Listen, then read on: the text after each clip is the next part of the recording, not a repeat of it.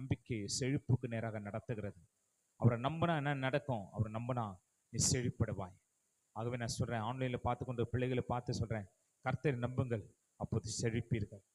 கர்த்தரை நம்புங்க, அவர் வார்த்தையை நம்புங்க, அவர் உங்களுக்குள் செயல்படுகிறார் என்பதை நம்புங்க, அவரால் அற்புதத்தை செய்ய முடியும் என்று நம்புங்க.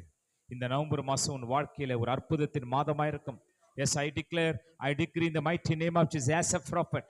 இந்த நாள் உங்கள் மேல இந்த ஆசீர்வாதத்தை நான் பேசுகிறேன். எல்லாவற்றையும் எழுந்திருக்கலாம்.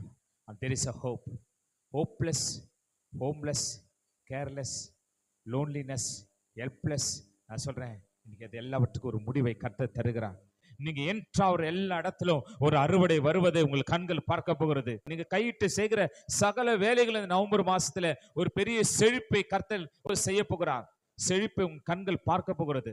நீங்க போகிற எல்லா இடத்திலும் ஒரு செழிப்பை பார்ப்பீங்க. இனி வறுமைக்கு பிறந்தவள் அல்ல, வறுமையை வாழ அர்ப்பணிக்கப்பட்டவர்கள் அல்ல. From today onwards I speak new season on you.